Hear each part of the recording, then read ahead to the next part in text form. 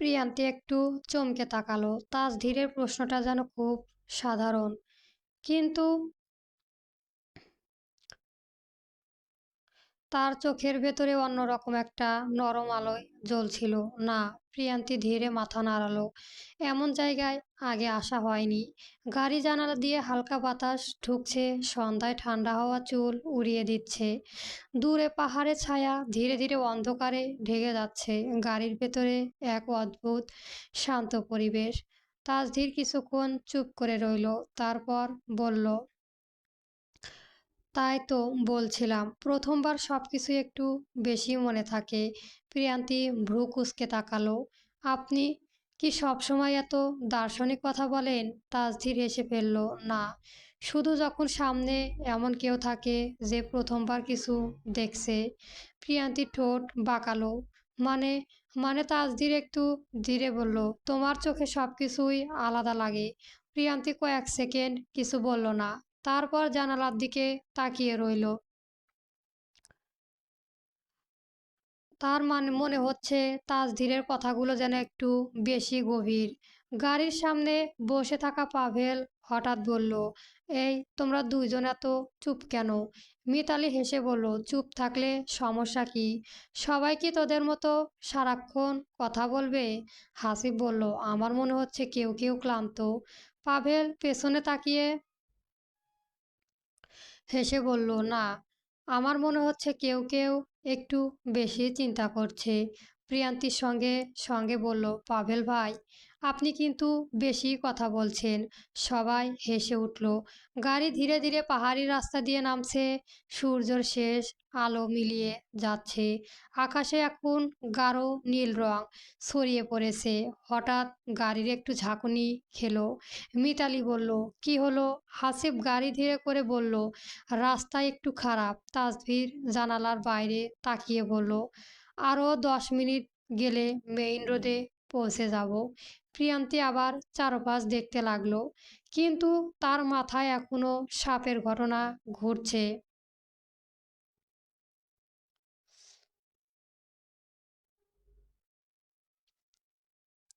হঠাৎ সে বলল, আপনি সত্যি ভয় পান না? তাসধীর তাকালো, কিসের? সাপের। তাসধীর হেসে ফেলল, ভয় পাই, কিন্তু ভয়কে সবসময় দেখতে নেই, দেখাতে নেই। প্রিয়ান্তি একটু অবাক হলো, তাহলে তখন এত শান্ত ছিলেন কেন? তাসধীর কিছুক্ষণ চুপ করে রইল, তারপর ধীরে বলল, কারণ তুমি ভয় পেয়েছিলে। প্রিয়ান্তি তাকিয়ে রইল। যখন একজন ভয় পায়, তাসধীর বলল, তখন আরেকজনকে শান্ত থাকতে হয়। প্রিয়ান্তির বুকের ভেতর হালকা ধক করে উঠল। সে ধীরে বলল, আপনি সবসময়ই এমন?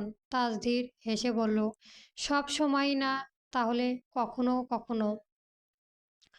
প্রিয়ান্তি হালকা হেসে ফেলল। গাড়ির ভেতরে আবার কিছুক্ষণ নীরবতা। এই নীরবতার অস্বস্তিকর নয়, বরং অদ্ভুতভাবে স্বস্তিকর দেয়। হঠাৎ মিতালি বলল, এই দেখ, আকাশটা দেখ। সবাই জানালার দিকে তাকালো। আকাশে একে একে তারা জ্বলতে শুরু করেছে। পাহাড়ের ওপাশে আকাশটা যেন আরো কাছে। প্রিয়ান্তি ফিসফিস করে বলল, কি সুন্দর। তাসধীর তাকিয়ে বলল, তোমার চোখেও ঠিক এমনই আলো আছে। প্রিয়ান্তির সঙ্গে সঙ্গে তাকালো। কি?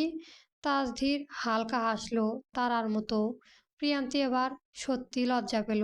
আপনি কি সব মেয়েকে এমন কথা বলেন? তাসধীর মাথা নাড়ালো। না, তাহলে যাকে সত্যি মনে হয় শুধু তাকেই। প্রিয়ান্তি চুপ করে গেল। তার মনে হচ্ছে গাড়ির ভেতরে হঠাৎ করে একটু বেশি গরম হয়ে গেছে। সে জানালার বাইরে তাকিয়ে রইল। গাড়ি অবশেষে মেইন রোড উঠে এলো। হাসিব বলল, ঠিক আছে, এখন থেকে রাস্তা এখান থেকে রাস্তা সহজ। পাভেল বলল, আজকের ট্রিপ কিন্তু দারুণ দারুণ ছিল। মিতালি বলল, হ্যাঁ, কিন্তু প্রিয়ান্তির জন্য সবচেয়ে স্মরণীয়। প্রিয়ান্তি চোখ বড় করে বলল, ধন্যবাদ আমাকে আবার মনে করিয়ে দেওয়ার জন্য। সবাই আবার হেসে উঠল। গাড়ি শহরের দিকে এগোতে লাগলো। দূরে দূরে লাইট জ্বলতে শুরু করেছে। প্রিয়ান্তি হঠাৎ খেয়াল করলো তাসধীর চুপচাপ বসে আছে। সে ধীরে বলল, কি ভাবছেন? তাসধীর তাকালো। আজকের দিনটা খারাপ না? সে একটু থেমে বলল, খুব ভালো। প্রিয়ান্তি বলল, কেন? তাসধীর কিছুক্ষণ ওর দিকে তাকিয়ে রইল, তারপর বলল, কারণ আজ তোমাকে একটু অন্যভাবে চিনলাম।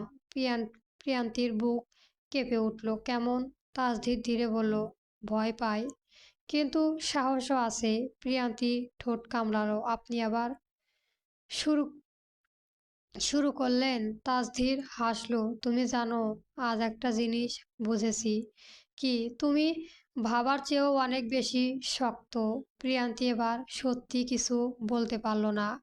গাড়ি শহরের আলোয় ঢুকে পড়েছে। হঠাৎ তাসধীর ধীরে বলল, আর একটা কথা। প্রিয়ান্তি তাকালো। কি? তাসধীর একটু কাছে ফুঁকে ফিসফিস করে বলল, আজ যদি আবার সাপ আসতো? প্রিয়ান্তি অবাক হয়ে তাকালো। তাহলে? তাসধীর মৃদু হাসল। তবুও আমি ভয় পেতাম না। কেন? তাসধীর তো চোখ সরালো না। কারণ তখন তখনও তুমি আমার হাত ধরে থাকতে। প্রিয়ান্তি গাল মুহূর্তেই লাল হয়ে গেল। সে দ্রুত জানালার বাইরে তাকালো। গাড়ির আলো রাস্তার উপর লম্বা ছায়া ফেলেছে। তার মনে হচ্ছে আজকের দিনটা হয়তো সত্যি সহজে ভুলবে না।